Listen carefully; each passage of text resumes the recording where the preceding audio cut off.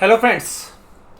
आप लोगों को बेसब्री से इंतज़ार था कि रविंदर सर की वीडियो एचडीएफसी बैंक के रिज़ल्ट के ऊपर कब आएगी। उसका तो इंतज़ार आपका ख़त्म हो गया। उससे पहले हमने जो रिज़ल्ट एनालिसिस किया था वो एक्सिस बैंक का था, और सीधी सी बात ये निकली कि जिस तरीके से हमने अनुमान लगाए थे, एक्सिस बैंक ने सिमिलर लेवल के ऊपर परफॉर्म भी किया।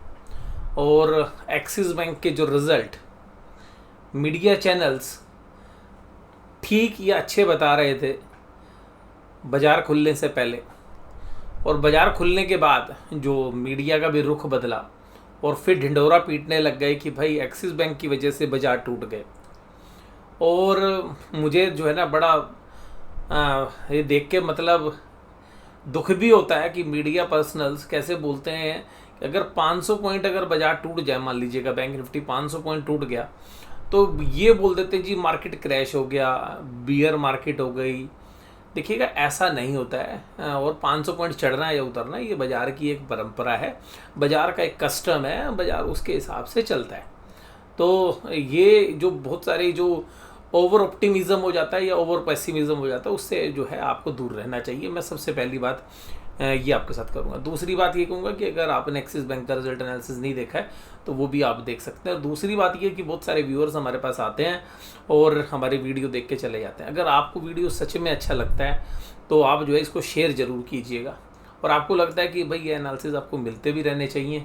मैं वीडियोज़ हालांकि बहुत ज़्यादा आपके साथ शेयर नहीं करता, लेकिन जितनी वीडियो शेयर करता हूँ मैं वो इस बेसिस पे करता हूँ कि आप लोगों को जो है नुकसान ना हो, और जो हमारे इन्वेस्टर्स हैं या जो ट्रेडर्स भाई हैं उनको फ़ायदा हो। तो जो इन्वेस्टर या ट्रेडर्स कम्युनिटी है, मैं उसको उस तरीके से जो है प्रेजेंट करने की कोशिश करता हूँ जो कि मुझे वास्तव में लगता है। अभी एचडीएफसी बैंक के रिजल्ट को आए हुए लगभग 3 घंटे का समय हो गया है। जब मैं रिकॉर्ड कर रहा हूँ तो लगभग 3 घंटे का समय जो है हो चुका है एचडीएफसी बैंक के रिजल्ट आए हुए। मीडिया के अंदर अभी भी इसके रिजल्ट के बारे में जो है सही क्लियर पिक्चर जो है हमें देखने के लिए नहीं मिली है। तो आइएगा मैं आपके साथ चर्चा करता हूँ एचडीएफसी बैंक लिमिटेड का एक ऐसा रियलिस्टिक एनालिसिस करने की कोशिश करूँगा जो कि आपको समझ में भी आए, लेमैन लैंग्वेज में भी हो, और जो तथ्य मैं आपके साथ पेश करूँगा उनकी एक रेलेवेंसी भी हो बाज़ार के साथ भी और कंपनी के मैनेजमेंट के साथ भी। देखिएगा, मैं सबसे पहली बात एचडीएफसी बैंक के बारे में रिजल्ट बताने से पहले जो मैं कुछ जो एचडीएफसी बैंक के बारे में सोचता हूँ या समझता हूँ वो आपको बता दूँ। देखिएगा, एचडीएफसी बैंक की मैनेजमेंट के ऊपर मैं एक बात मानता हूँ कि एचडीएफसी बैंक की जो मैनेजमेंट है वो प्रूडेंस को बहुत अच्छे से फॉलो करती है। और अगर उसको कहीं पे लगता है कि यार वो रिस्क है तो आइएगा उसको अपने फाइनेंशियल बुक्स में दिखाइएगा, उसमें कोई गुरेज नहीं करते। दूसरी बात यह कि कोई भी मैनेजमेंट हो, चाहे एचडीएफसी बैंक की हो या कोई भी मैनेजमेंट हो, वो हमेशा कोशिश ऐसे करती है कि अगर कहीं पर कोई एक्स्ट्राऑर्डिनरी गेन्स आए हैं तो कोई एक्स्ट्राऑर्डिनरी लॉसेस भी आपको दिख रहे हैं तो उनको उस पीरियड में सेट ऑफ करके ख़त्म कर दी जाए।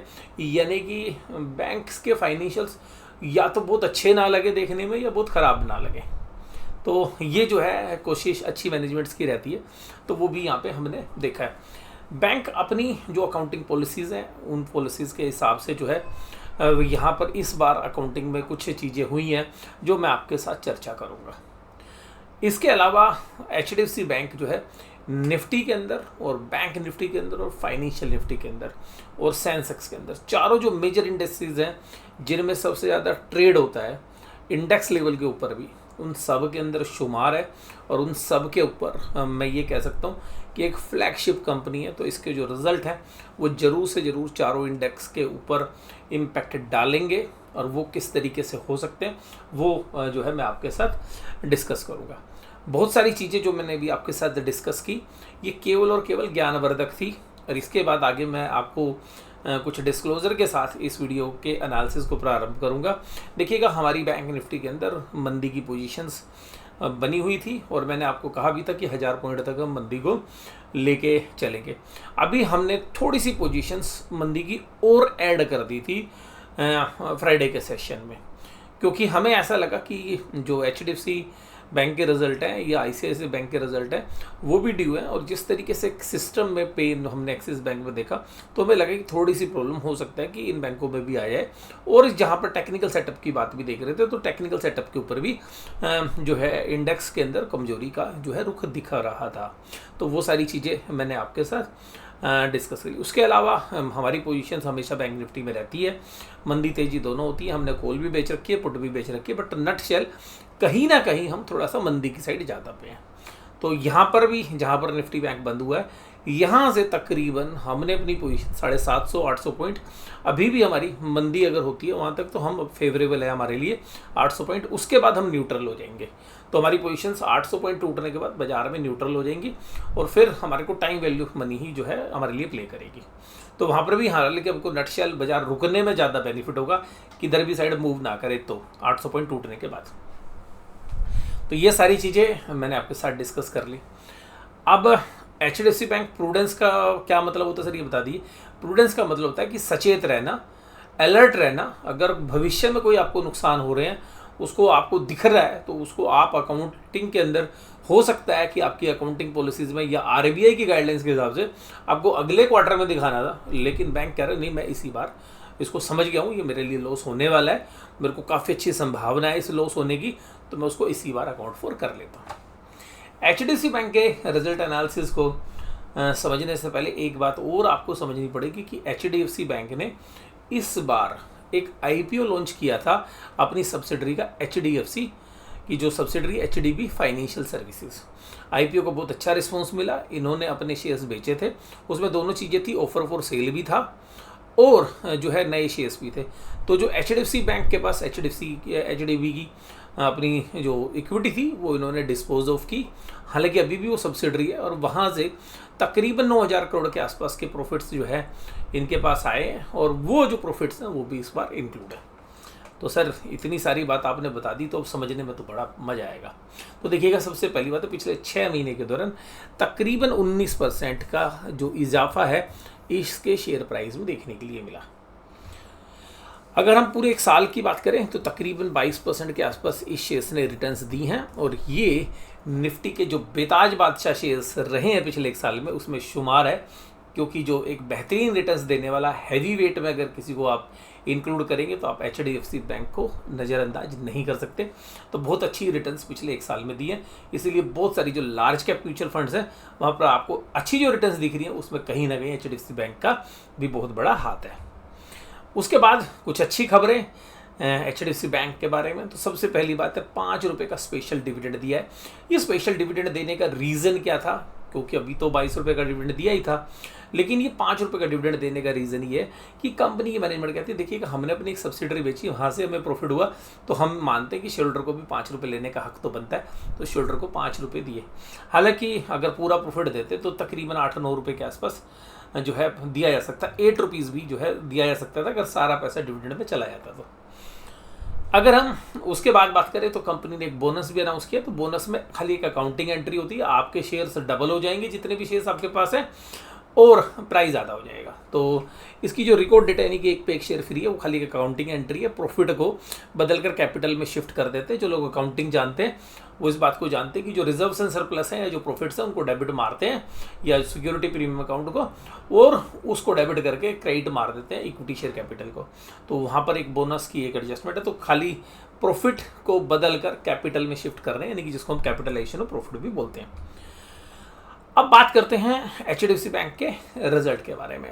तो अब देखिएगा, हम सबसे पहले बात कर रहे हैं आपके साथ HDFC बैंक के फाइनेंशियल स्टेटमेंट्स के बारे में, और वो है स्टैंड अलोन। तो यहाँ पर हम जो बैंक की जो मेजर इनकम होती है वो ब्याज लेने और देने के बीच के डिफरेंस से होती है। उसके अलावा जो बैंक अपनी सर्विसेज देता है उस पर जो अदर इनकम्स है वो अर्न करता है, या बैंक को कहीं से भी कोई और अजीबोगरीब प्रॉफिट हो जाए, जैसे कि इस केस में HDB फाइनेंशियल सर्विसेज को बेचकर हुआ है।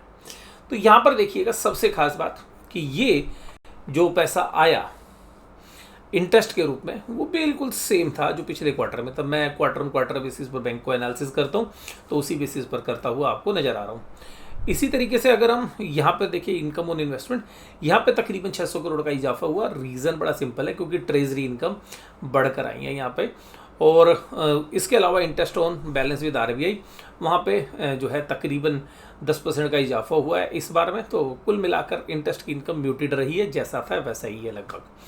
अब बात करते हैं अदर इनकम्स की फिगर। जो अदर इनकम्स की फिगर थी वो 12,000 करोड़ थी पिछले क्वार्टर में, इस बार तकरीबन 22,000 करोड़, 21,700 करोड़। इसमें से 9,700 करोड़ की जो इनकम है वो एचडीबी फाइनेंशियल सर्विसेज को बेचकर हुई है। तो एचडीबी फाइनेंशियल सर्विसेज को बेचकर ये जो पैसे आए हैं वो 9,700 करोड़ रुपए। अगर वो पैसे नहीं आते 9,700 करोड़ रुपए तो आप ये समझ सकते थे कि आपकी जो अदर इनकम्स है वो पिछले बार से भी कम होती, बट उसके आसपास होती। तो यहाँ पर इस चीज़ को अगर हम अलग कर देते तो बात कुछ और थी, लेकिन ये इसके अंदर शुमार है। ये टोटल इनकम आपकी आएगी 99,200। अगर 99,200 में से अगर आप मोटा मोटी देखें तो पिछली बार 89,400 था। अगर ये हटा दें आप 9,700 करोड़ तो कुल मिलाकर सेम इनकम आपको नजर आएगी। अब बात करते हैं खर्चे की। तो खर्चे जो थे इंटरेस्ट एक्सपेंड, तो जो इंटरेस्ट एक्सपेंड किए गए हैं क्योंकि एफडी के रेट पहले से ही फिक्स होते हैं, तो जो रेट घटाए थे आरबीआई ने उसका असर जो है अभी 1 या 2 क्वार्टर के बाद आएगा जब एफडी मैच्योर होनी शुरू होंगी।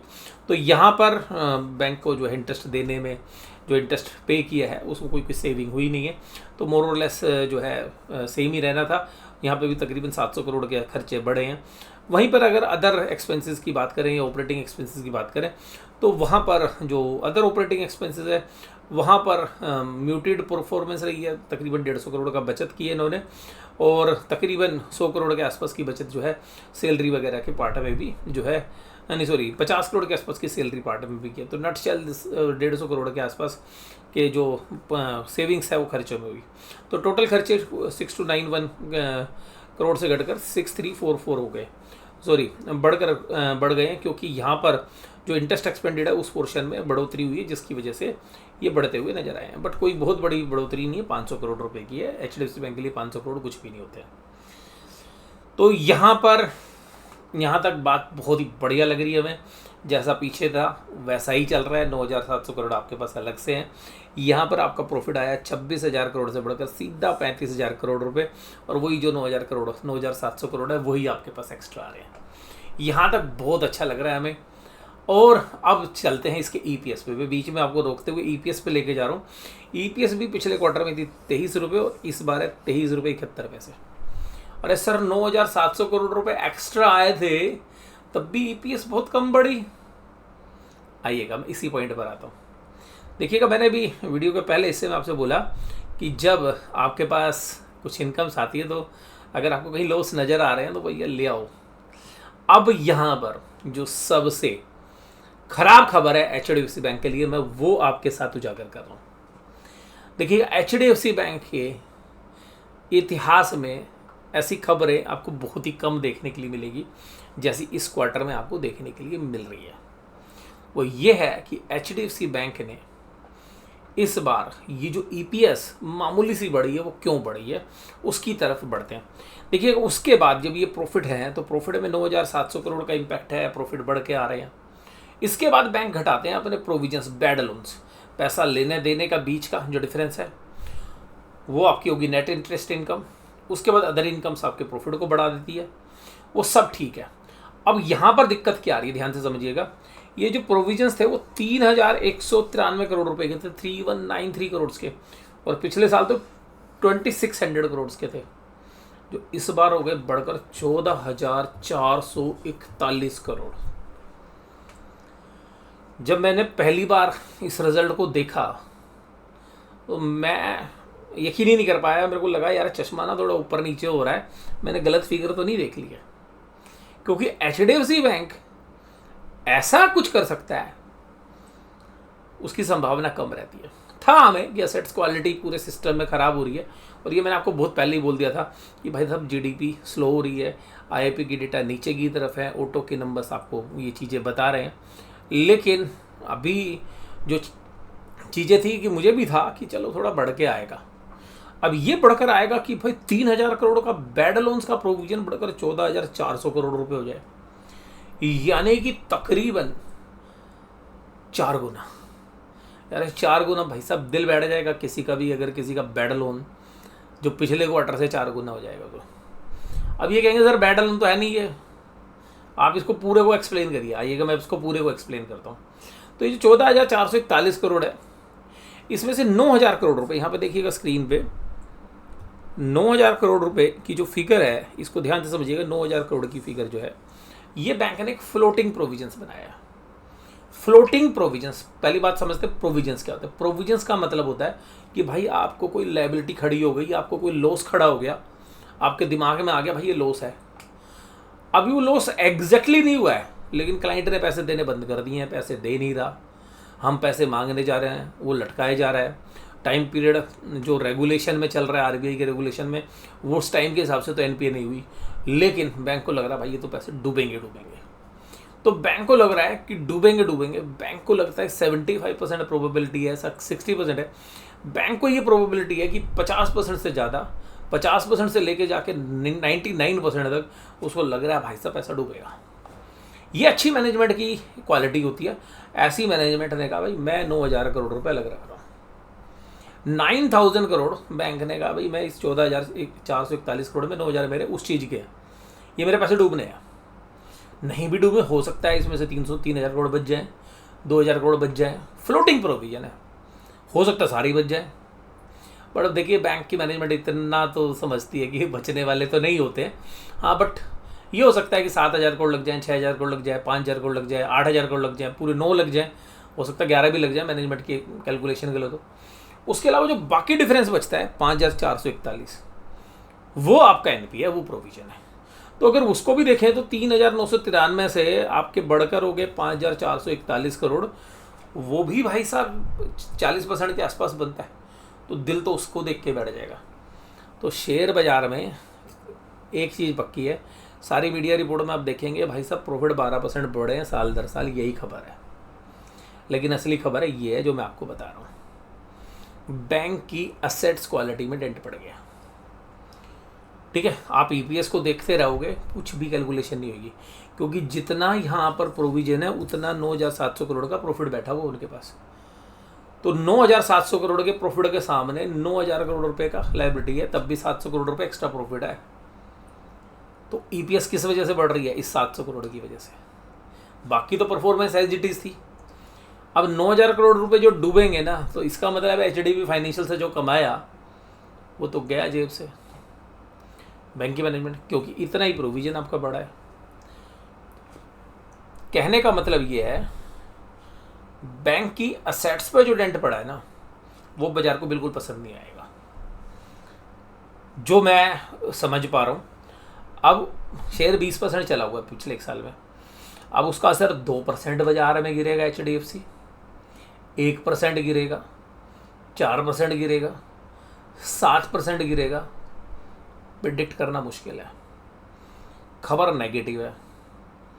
एचडीएफसी के ईपीएस को देख के बड़े प्लेयर काम नहीं करते, ठीक है जी। तो उनका आईक्यू लेवल अलग तरीके से काम करता है। उनको ये बात समझ में आ रही है कि बैंक की असेट्स क्वालिटी में प्रॉब्लम आ रही है, तो लोन ग्रोथ भी स्लो हो जाएगी आगे चल के। तो बैंक अभी 1 या 2 क्वार्टर बड़े संभल के खेले, भाई पैसे दे रहे, डूबने लग रहे हैं। सिस्टमेटिकल रिस्क आ रहा है। सिस्टमेटिकल रिस्क क्या आ रहा है? इकोनॉमी में प्रॉब्लम आ रही है।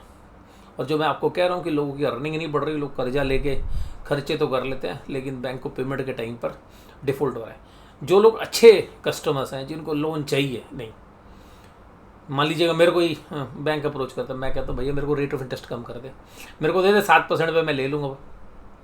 बैंक कहता है जी 11% लगेगा एचडीएफसी। मैं कहता भैया सही 11 पे थोड़ी लूँगा, 7% पे देना, मेरे को दे दो, मैं कहीं भी लगा लूँगा, लंबे समय के लिए दे दो। लेकिन एचडीएफसी कह रहा है भाई साहब अनसिक्योर्ड लोन तो 12-13% से कम देंगे नहीं। अब दूसरी बात है, जिसको लोन चाहिए वो लेगा सस्ता, ठीक है जी। जैसे मान लो मेरे को चाहिए भाई, दे दो, सस्ता दे दो। और जिसको बैंक देना नहीं चाहता वो कह रहा है मैं तो 18% भी दे दूंगा, 19 भी दे दूंगा, मेरे को पैसा थोड़ी ना वापस करना है। तो ये रिटेल में प्रॉब्लम आई है। और ये मैं पिछले 1-1.5 साल से कह रहा हूँ भाई रिटेल में प्रॉब्लम आएगी आएगी आएगी, और वो लोग मानने के लिए तैयार नहीं है। वो अब देखिएगा फाइनेंशियल्स में भी दिखने लग गए हैं, मोस्टली फाइनेंशियल्स में भी। मैं आरबीएल बैंक के रिजल्ट भी देख रहा हूँ, तो सेम उसमें भी वो सेम चीज़ थी। तो ये बात मुझे लगता है कि आपको समझ में आ गई होगी कि प्रोविजन के बाद जो प्रॉफिट है, तो देखिएगा ये जो प्रॉफिट था 26,000 और यहाँ 35,000 का प्रॉफिट सीधा 21 पहुँच गया, पिछले क्वार्टर से भी कम हो गया। और इस बार इनको एक फ़ायदा और हुआ। फ़ायदा क्या हुआ, इनकम टैक्स का एक केस जीत गए ये, जहाँ पर कि इनकम टैक्स वाले इनसे पैसे मांग रहे थे, वहाँ पे 1144 करोड़ रुपए का टैक्स बैक है। तो इसका मतलब है इस क्वार्टर में इनको जो प्रॉफिट हुआ है वो 9,700 करोड़ का तो इन्वेस्टमेंट भी है, और 1144 करोड़ रुपए यानी कि 10,844 करोड़ रुपए का बेनिफिट इनको आ रहा है एडिशनल। अगर हम नेट ऑफ टैक्स भी देखें 9,700 करोड़, तो टैक्स देने के बाद 7,800 करोड़ का बेनिफिट है इनके पास, और 1144 करोड़ रुपए का जो है टैक्स का राइट बैक है। तो कुल मिलाकर 8,900 करोड़ है, यानी कि कुल मिलाकर 9,000 करोड़ रुपए का एक एडिशनल बेनिफिट इनके पास है। उसके बाद अगर ये EPS बढ़ी, अगर ये EPS 23 रुपये से 23 रुपये 71 पैसे हो गई, या 22 रुपये 93 पैसे से लेकर 23.58 हो गई, तो ये क्या हुआ है, ये कुछ भी नहीं है। अगर आप इसको असर देखेंगे तो अगर 12 रुपये का इम्पैक्ट आ रहा है EPS पे, HDB फाइनेंशियल सर्विसेज के प्रॉफिट इंक्लूड हैं जो, अगर वो प्रॉफिट नहीं होते तो 12 रुपये के आसपास की EPS कम आती, यानी कि EPS अगर HDB फाइनेंशियल का EPS नहीं होता तो इस बार की EPS आती 11.58 रुपये, जो 22.93 से कम है। तो EPS आफ्टर एक्स्ट्राऑर्डिनरी आइटम आपने देखी कि वो सब एक्स्ट्राऑर्डिनरी बेनिफिट ले लिए 23.85 है। अगर वो कंसिडर नहीं करते, नॉर्मल केस में होती तो 11.58 की EPS होती। तो मुझे लगता है कि ये बात आपको समझ में आ गई होगी बहुत अच्छे से। अब बात करते हैं इनके सेगमेंट में। अब देखो सेगमेंट में ट्रेजरी इनकम जो RBI के पास रखते हैं, जो इन्वेस्टमेंट है इनकी बॉन्ड्स में, शेयर्स में, वहाँ पे इन्होंने देखिए कि 1230 करोड़ के सामने पैसा कमाया 12,776 करोड़ रुपए। रीज़न ये अपना पैसा ना कस्टमर को दे ही नहीं रहे उधार। HDFC बैंक इतना समझदार है, उसको पता सिस्टम में ना पैसा आ नहीं रहा वापस, पैसा छोड़ो मत दो, पब्लिक को देने की जरूरत नहीं है। बैंक ने अपनी लोन ग्रोथ भी स्लो कर दी। आप लोन देखोगे ना इस क्वार्टर में 1% की भी ग्रोथ नहीं है लोन के अंदर, एक पूरे 3 महीने के दौरान। तो समझ रहे बैंक को, बैंक कह रहा भाई पैसा रखूंगा अपने investment, treasury bonds, gold, investment bond सब, ठीक है, हम भी वही रख रहे हैं आजकल। तो यहाँ पर जो पैसा आ रहा है वो क्या है, ये देखिएगा 10 गुना प्रॉफिट हो गया, यानी कि सारा पैसा कहाँ जोग दिया, ट्रेजरी में। अब रिटेल में जितना प्रॉफिट आना था उतना तो आना ही चाहिए था पिछली बार। जो रिटेल लोन है, जो छोटे लोन्स हैं, लाख रुपए, 2 लाख रुपए, 5 लाख रुपए, 10 लाख रुपए के लोन, अब उन लोन्स में क्या है, 8,148 करोड़ का प्रॉफिट आया था वहाँ पे बिफोर टैक्स, 8,148 करोड़, वो घटकर हो गया 3,389 करोड़। 60% प्रॉफिट डाउन हो गया रिटेल का। आप इससे समझेंगे रिटेल में कितना पेन है।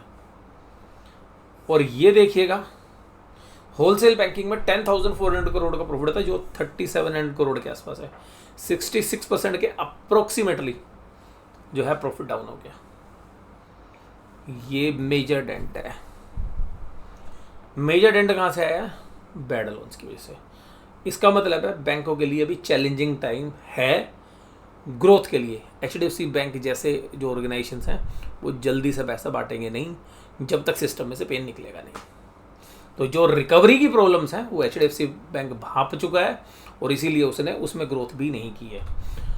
अब अगर यहाँ पर देखें तो जो आपको बता रहा था कि जो फ्लोटिंग प्रोविजन है वो 9,000 करोड़ का है, जो कंपनी के फाइनेंशियल स्टेटमेंट्स के नोट्स टू अकाउंट नंबर 9 में लिखा हुआ है, जो यहाँ से आप देख सकते हैं।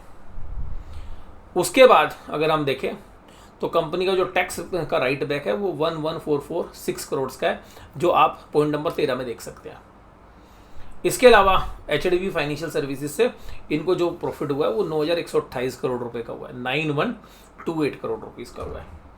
इसके बाद अगर हम देखें लोन ग्रोथ जो मैं आपको बता रहा था उस पर भी अब आएंगे हम। तो क्वार्टर ऑन क्वार्टर देखिएगा नेट इंटरेस्ट इनकम भी 2% घट गई। वहाँ पे ये जो नेट ऑफ टैक्स था वो जो मैंने आपको बताया 7,800 करोड़, क्योंकि बिलियंस में फिगर है तो 7,800 नेट ऑफ टैक्स इम्पैक्ट था जो HDB फाइनेंशियल सर्विसेज की पार्शियल डिसइन्वेस्टमेंट में हुआ है। और फ्लोटिंग प्रोविजन में नेट ऑफ टैक्स 68 का है। तो ये आप समझ सकते हैं कि क्योंकि 9,000 करोड़ का प्रोविजन बनाया तो उस पर टैक्स की सेविंग होने के बाद 6,800 करोड़ रुपए रह गया। ईयर एंड डिपॉजिट 1.8% बढ़े हैं भाई सब पिछले क्वार्टर से इस क्वार्टर में। इसके बाद अगर आप देखेंगे तो एडवांसेस तो वैसे 0.3% बढ़े हैं। मैं कह रहा ना बैंक लोन भी बांटने के लिए तैयार नहीं है, पीछे से डिपॉजिट भी नहीं मिल रहे, तो डिपॉजिट ग्रोथ भी नहीं है। डिपॉजिट ग्रोथ 1.8% है और 0.3, तो एक क्वार्टर में कुछ है ही नहीं। तो अब यहाँ पे आपको चीज़ समझ में आएगी कि बैंकों के जो लोन है वो 30% अभी भी पर्सनल लोन है, और पर्सनल लोन जनरली अनसिक्योर्ड रहते हैं। ठीक है। ऑटो लोन में 24% हिस्सा है, टू व्हीलर लोन्स भी है, पेमेंट्स जो लोन है बाकी वो 17% है, एग्रीकल्चर में 17% है, अदर रिटेल्स में लोन अगेंस्ट सिक्योरिटी प्रॉपर्टी वगैरह वो 12% है। ठीक है जी, तो ये आप समझ सकते हैं 17% में होम लोन्स भी होंगे। अब अगर हम सेगमेंट की बात समझें कि बैंकिंग के अलावा बाकी इंश्योरेंस में क्या किया, कंसोलिडेट तो 8171 से घट के 1644 हो गया। अदर बैंकिंग ऑपरेशन यानी कि HDB वाला धंधा भी है उसमें 4143 से घट के 2016 हो गया। तो अल्टीमेटली बैंकिंग ऑपरेशंस में भाई साहब टेंशन है। आप EPS देखोगे, पिछली EPS तो यार मेंटेन कर ही लोगे, जिनको लोन बांट रखा हो तो ब्याज दे ही रहे हैं, नए में दिक्कत हो रही है, पुराना कुछ पैसा नहीं दे रहे। और EPS कंसोलिडेटेड बेसिस पे आपको समझ में आ जाएगी 24 रुपये 62 पैसे की EPS थी, जो घट गई 10% से भी ज़्यादा पिछले क्वार्टर से। तो आपको जो अच्छी चीज़ें हैं इस पूरे रिजल्ट में वो मैंने आपको बताई। इसके अलावा देखिएगा एक नेट इंटरेस्ट मार्जिन भी जो है वो 3.35% पे आ गया, तो 3.35 है, तो नेट इंटरेस्ट मार्जिन भी ऐसा है जब PSU बैंक्स का ज़्यादा इससे। ये इसलिए है क्योंकि HDFC लिमिटेड के मर्जर के बाद ये समस्या तो रही थी। तो अभी मुझे लगता है कि बैंक इस बात को भांप रहा है कि चैलेंजेस हैं सिस्टम में, और वो नटशेल इसका जो इम्पैक्ट है वो हमें बाज़ारों में देखने के लिए मिलना चाहिए। और यहाँ पर ये रिज़ल्ट जो जिन लोगों को अकाउंटिंग की समझ नहीं है उनको देखने में बहुत बढ़िया लगेगा। EPS बढ़ के आई है, पिछले साल से EPS 12% बढ़ के आई है। ठीक है जी, HDB फाइनेंशियल सर्विसेज के प्रॉफिट बढ़ के आए हैं, लेकिन अगर आप देखें लोन ग्रोथ है नहीं, डिपॉजिट ग्रोथ है नहीं, निम्स नीचे की साइड में है, बेटर लोन्स की तरफ बढ़ते जा रहे हैं। अच्छी चीज़ें क्या है, कंपनी ने बोनस दिया है और डिविडेंड दिया 5 का, और ये दोनों रीज़न मुझे समझ में आ गया था जिस दिन अनाउंसमेंट हुई थी। ये दोनों कुछ इसीलिए दिए जा रहे हैं कि HDFC इस क्वार्टर में कुछ ऐसा दिखाने वाला है जो शायद इसको कंपनसेट कर ले। तो HDFC की लोन बुक के अंदर ही जो प्रॉब्लम है ये उसका जो है इशू है। अब आप इसको पॉजिटिव लेते हैं नेगेटिव लेते हैं वो तो बाजार बताएगा। मेरे हिसाब से HDFC बैंक क्योंकि ऊपर से 3-4-5% कम करेक्ट हो भी चुका है 52 वीक हाई से, तो हो सकता है कि अभी 2% से लेके 5% तक के और इवन ज़्यादा भी मार्केट रिएक्ट कर सकता है लोअर साइड में। और देखिएगा बाजार है, अगर बाजार के जानकार अगर इसको अभी भी बढ़ाना चाहेंगे कि भाई नहीं हम तो इस भाव पे भी लेने के लिए तैयार है, ये तो वन आइटम बात कुछ भी हो सकती है, बट मेरे लिए ये मानना है कि रिजल्ट शॉर्ट टर्म के लिए नेगेटिव है। लॉन्ग टर्म देखिएगा HDFC बैंक एक अच्छा बैंक है, अभी ख़रीदने का मेरा कोई मन नहीं है यहाँ पे, बट हाँ हमारे ट्रेड्स हमेशा रहते हैं। वो जो प्राइस आएंगे जब मैं HDFC बैंक में इंटरेस्टेड होऊंगा खरीदने में, तो वो प्राइस भी मैं आपको ज़रूर बताऊंगा अगर कभी खरीदूंगा तो, क्योंकि मुझे लगता तो अच्छा है पर भाव अच्छा नहीं है अभी। तो आज की इस चर्चा में बस केवल इतना ही। वीडियो देखने के लिए धन्यवाद, थैंक यू वेरी मच।